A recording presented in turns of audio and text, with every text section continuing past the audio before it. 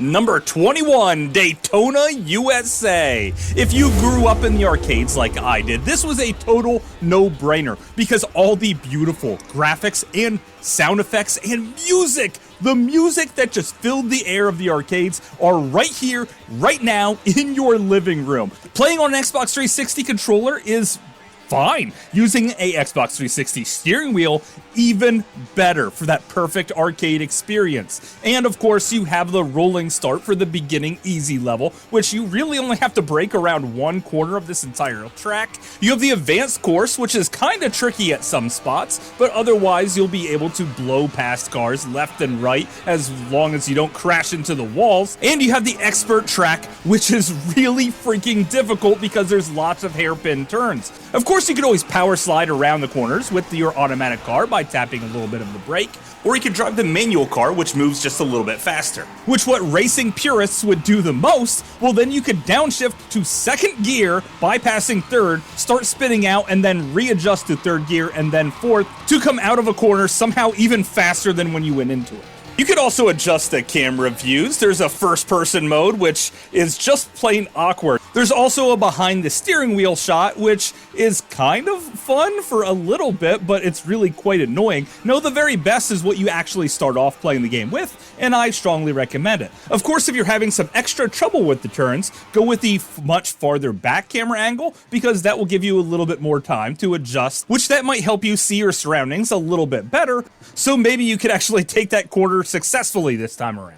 Of course, with only 3 tracks, you might start feeling like you're ripped off, so there are extra modes here, like karaoke mode, where you could drive around the track and then words from your favorite songs will appear on the screen, which usually is just a whole lot of la la la la la and Daytona, which I'm completely okay with because I love the music here. You also have a time trial, everyone knows what that is, I don't need to talk about it, and challenge mode, which gives you some challenges for each of the tracks that you have to complete. Usually it's just make it from checkpoint from this time to this time on time, or it's game over and you have to try and start all over again. Sometimes there's checkpoints like knock down all of the traffic cones and you have to do it without going into pit row, because sometimes there are levels so huge when you play on another level other than easy difficulty where your tires will degrade over time, in which case you have to make pit stops. I usually like playing on easy because I absolutely hate making pit stops. It breaks up the flow of the game, and I don't like doing it. Also,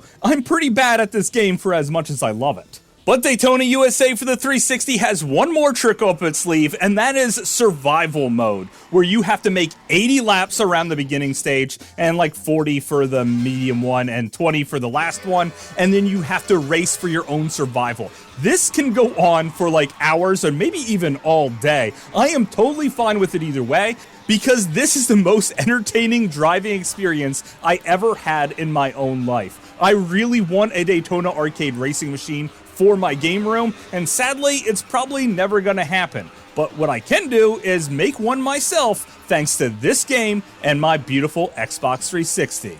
And that's why it is my number 21 pick for the very best downloadable title for the console. But of course, that's just my opinion.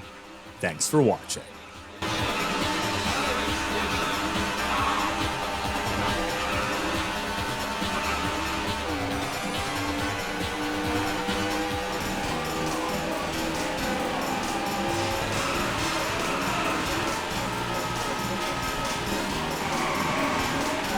Hopefully you guys enjoyed this video. I had a great time making it because Daytona USA is one of my favorite games of all times, and luckily I could finally play it at home.